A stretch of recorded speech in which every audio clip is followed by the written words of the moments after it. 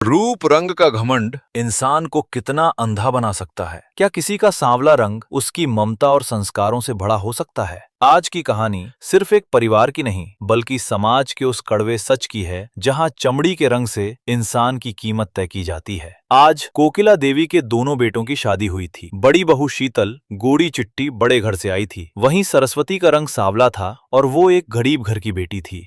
Oh my God Rishabh, तुमने मुझे शादी से पहले क्यों नहीं बताया कि तुम लोग इस माचिस की डिब्बी जैसे कबाड़ खाने में रहते हो। यहाँ तो सांस लेने पर भी ऐसा लग रहा है जैसे फेफड़ों में अंगारे जा रहे हों। शीतल प्लीज धीरे बोलो, माँ सुन लेंगी। मैंने कहा था ना कि अभी हमारी दुकान मंदी चल रही है, कुछ दिन एडजस्ट कर लो। एडजस्ट? इस 2 कौड़ी के कमरे में, और वो भी इस कोयले जैसी दिखने वाली लड़की के साथ। इसके मायके में शायद एसी छोड़ो कूलर भी नहीं होगा, इसलिए इसे फर्क नहीं पड़ रहा। पर मेरी स्किन देखो, रैशेस हो रहे हैं। भाभी जबान संभाल कर बात कीजिए। सरस्वती इस घर की बहू है, कोई कोयला नहीं। और रही बात इस कमरे की, तो इसी ने हमें पालकर बड़ा किया है। रहने दीजिए आरव जी। जेठानी जी बड़े महल से आई हैं, उन्हें इस तपन की आदत नहीं है। उनका गुस्सा जायज है। दीदी आप इस तरफ आ जाइए, यहाँ पंखे की हवा सीधी आती है। मैं आपके लिए नींबू पानी बना कर लाती हूँ। रख अपनी हमदर्दी अपने पास, तेरा ये काला रंग कहीं इस पानी में ना घुल जाए। बेचारी सरस्वती, शादी की पहली रात ही उसे अपनी जेठानी से कड़वी बातें सुनने को मिली। खैर, अगले दिन सरस्वती कोने में रखे चूल्हे पर खाना बना रही थी। धुएं और गर्मी से उसका पूरा चेहरा पसीने से तर था। बहू सरस्वती, अभी तो तेरी शादी की पहली सुबह है। रीति रिवाजों के मुताबिक आज तो तुझे कुछ मीठा बनाने के बाद आराम करना चाहिए था, और तू इस तपते कमरे में इस जहरीली गर्मी के बीच चूल्हा जलाकर बैठ गई। जा बेटा, आराम कर ले। नहीं माँ जी, कोई बात नहीं। अपने गांव में भी तो मैं सुबह 4 बजे उठकर चूल्हा चौका ही संभालती थी, और फिर आज इस घर में मेरी पहली रसोई है। आरव जी और ऋषभ भैया काम पर निकलने वाले होंगे, उन्हें समय पर चाय नाश्ता मिल जाए, बस मेरी यही कोशिश है। तेरा रंग भले ही सांवला है बहू, पर तेरा मन सोने जैसा शुद्ध है। हमारे जैसे गरीब परिवार के नसीब में तेरे जैसी समझदार बेटी कहाँ मिलती है। बस मुझे चिंता तेरी जेठानी शीतल की है। रात को उसने कमरे में जो तमाशा किया, जो कड़वी बातें तुझे सुनाई, मुझे डर है कि वो इस घर को। माँ जी आप दिल छोटा मत कीजिए। जेठानी जी बहुत बड़े और रईस घर से आई हैं। उन्होंने कभी ऐसी तंगी और गर्मी देखी ही नहीं है।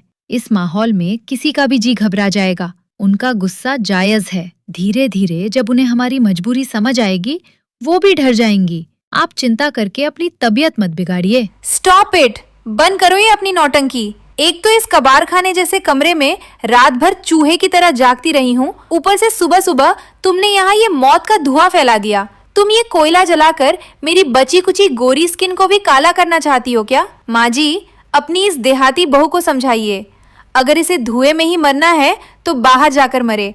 मेरा दम घुट रहा है यहाँ। बस शीतल बहू, बहुत सुन लिया मैंने कल रात से तुम्हारा ये तमाशा। याद रखो, ये कोई कबाड़ खाना नहीं, ये मेरा घर है, और इसी घर में ब्याह कर तुम आई हो। और जहाँ तक बात सरस्वती की है, तो सुबह सुबह उठकर वो कोई नौटंकी नहीं कर रही, बल्कि तुम्हारी और हम सब की भूख मिटाने के लिए इस जलते हुए चूल्हे के सामने अपना खून पसीना एक कर रही है। सास के डांट ललाने पर शीतल शांत हो जाती है। खैर, पूरा परिवार एक साथ बैठकर खाना खाता है, लेकिन शीतल मुंह फुलाए कमरे के बाहर बैठी थी। माय गॉड, किस कबाड़ खाने में आकर फंस गई मैं। अंदर वो माचिस की डिब्बी जैसा उबलता हुआ कमरा, और ऊपर से सास के ये कड़वे प्रवचन। पापा ठीक ही कहते थे, उस कंगाल के घर मत जाओ। ऋषभ ने तो जैसे अपनी जबान ही बेच दी है। अपनी माँ और भाई के आगे कुछ बोलता ही नहीं। सब अंदर उस काली कलूटी के हाथ का हलवा मजे से चाट रहे हैं, और मुझे यहाँ धूप में बैठना पड़ रहा है। तभी वहाँ कोकिला देवी आ जाती हैं। धूप में यहाँ अकेले बैठकर बड़बड़ाने से इस जेठ की लू का तापमान कम नहीं होगा शीतल बहू। और वैसे भी हमारे घर की लक्ष्मी इस तरह घर की चौखट छोड़कर बाहर रास्ते पर अच्छी नहीं लगती। ये लो, सुबह से पेट खाली है तुम्हारा, थोड़ा खाना खा लो। मुझे नहीं खाना माँ जी, आप ले जाइए अपनी उस चहेती संस्कारी बहू का बनाया हुआ खाना। वैसे भी अंदर आप सबने मिलकर मुझे जो कड़वी बातें सुनाई हैं, उससे मेरा पेट वैसे ही भर गया है। मुझे तो आप लोग पराया ही समझते हैं, तभी तो उस देहाती के सामने मेरी कोई इज्जत नहीं रखी। अगर पराया समझती बहू तो इस जलती धूप में अपनी बूढ़ी हड्डियों को लेकर यहाँ तुम्हारे पीछे पीछे नहीं आती।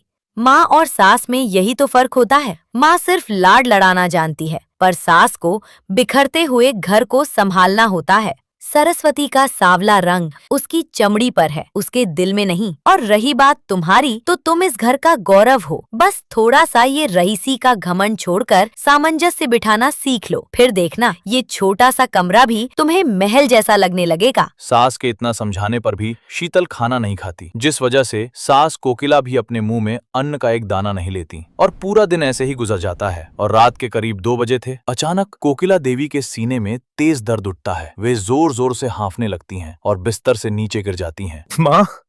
माँ आंखें खोलो।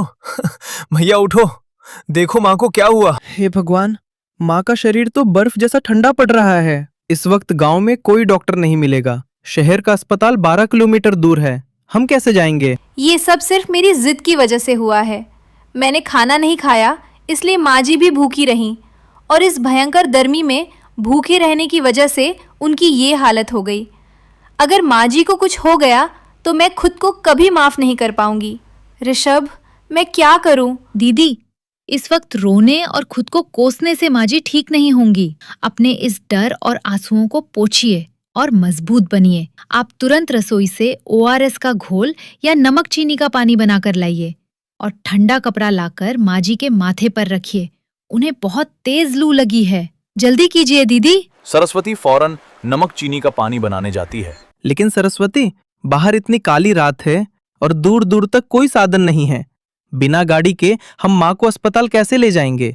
10 से 12 किलोमीटर पैदल जाना इस हालत में मुमकिन नहीं है। भैया, घबराने से रास्ता नहीं निकलेगा। आप तुरंत मेरे साथ चलिए। हम दौड़कर सरपंच जी के घर जाते हैं और उनके पैर पकड़कर उनकी गाड़ी मांग लाते हैं। सरस्वती, तुम माँ का ध्यान रखना। हम बस 10 मिनट में गाड़ी लेकर आते हैं। तभी शीतल कहती है, उसकी कोई जरूरत है अब। मैंने अपने पापा को कॉल कर दिया है। वो जल्दी ही डॉक्टर की एक टीम यहाँ भेज रहे हैं। कुछ ही देर में डॉक्टर वहां आते हैं और कोकिला देवी का इलाज शुरू करते हैं। दवाई और इंजेक्शन देकर डॉक्टर वहां से चले जाते हैं। शीतल और सरस्वती रात भर अपनी सास की देखरेख करती हैं और अगले दिन सास कोकिला देवी बिल्कुल ठीक हो जाती हैं। सरस्वती, मुझे माफ कर दो। मैं कितनी अंधी थी ना। मैं अपनी इस गोरी चमड़ी और अपने पापा के पैसों के घमंड में इतनी अंधी हो चुकी थी कि मुझे तुम्हारा इतना साफ और देवियों जैसा दिल दिखाई ही नहीं दिया, जिसे मैं बार बार काला और बदसूरत कहती रही। दीदी, ऐसा मत कहिए। आप मेरी बड़ी बहन हैं। अगर बड़ी बहन छोटी को कुछ डांट भी दे तो छोटी बहन बुरा नहीं मानती। आप परेशान मत होइए। माँ जी, ऋषभ, मैंने एक फैसला किया है। मेरे पापा ने मुझे शादी में जो फिक्स डिपॉजिट दी थी, मैं वो सारे पैसे निकाल रही हूँ। हम उस एक कमरे के ऊपर 2 नए, बड़े और हवादार कमरे बनाएंगे। अब हमारा परिवार इस तपन में नहीं जलेगा। जब घर की बहुएं रंग और रूप का भेद भूलकर एक हो जाएं, तो उस घर की दीवारें चाहे मिट्टी की हों या कंक्रीट की, वो घर सीधा स्वर्ग बन जाता है। और कुछ ही महीनों में नए 2 रूम बनकर तैयार हो जाते हैं, जिसमें से एक में जेठानी और दूसरे में देवरानी अपने अपने पतियों के साथ रहने लगती हैं। सचमुच शीतल, मुझे तो अभी भी यकीन नहीं हो रहा कि ये हमारा वही पुराना घर है। इस नए और हवादार कमरे में आकर ऐसा लग रहा है जैसे कोई सपना सच हो गया हो। आज तुम्हारी वजह से माँ जी और पूरे परिवार को इस भयंकर उमस और घुटन से आजादी मिली है। नहीं ऋषभ, इसमें सिर्फ मेरा हाथ नहीं है। पैसे भले ही मेरे पापा के थे, लेकिन इस तपती धूप में खड़े रहकर दिन रात एक करने वाली मेहनत तो तुम्हारी और आरव की ही थी। और सच कहूँ तो मुझे इस कमरे की ठंडी हवा से ज्यादा सुकून इस बात का है कि आज हमारा पूरा परिवार खुश है। मैं तो उस रात बहुत डर गया था शीतल, जब माँ जी बेहोश हुई थी। मुझे लगा था कि तुम शायद इस तंगी से तंग आकर हमेशा के लिए अपने मायके चली जाओगी, पर तुमने जिस तरह इस घर को संभाला, उसने मेरा सिर गर्व से ऊंचा कर दिया। लो सरस्वती, थोड़ा पानी पियो। दोपहर से तुम माँ जी के साथ मिलकर नए कमरों की साफ सफाई में जुटी हुई थी। अब तो थोड़ा आराम कर लो। देखो, ऊपर आते ही कैसी ठंडी हवा लग रही है। अब तुम्हें उस बंद कमरे में चूल्हे के धुएं और उमस में नहीं जलना पड़ेगा। अरे नहीं आरव जी, मुझे थकावट कैसी।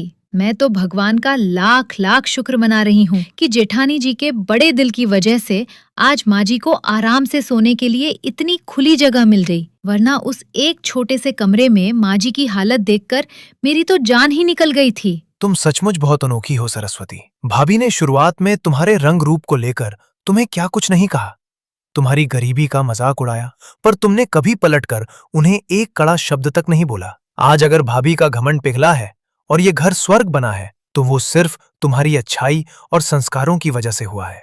आरव जी, जेठानी जी दिल की बुरी नहीं थी, बस वो बड़े घर से आई थी तो उन्हें इस तंगी की आदत नहीं थी। और वैसे भी बड़ों की डांट में भी कोई न कोई भलाई छिपी होती है। देखिए ना, आज उन्हीं की बदौलत हमारे सिर पर ये पक्की छत है। रूप रंग तो भगवान की देन है, जो आज है और कल ढर जाएगा, पर अब जो प्यार हमारे दिलों में बना है वो हमेशा ऐसे ही महकता रहेगा। दोस्तों, इस कहानी से हमें ये सीख मिलती है कि इंसान की असली पहचान उसके बाहरी रूप रंग या पैसे से नहीं, बल्कि उसके अच्छे गुणों और संस्कारों से होती है। रूप रंग तो वक्त के साथ ढल जाता है, लेकिन साफ दिल और आपसी प्यार ही घर को स्वर्ग बनाते हैं।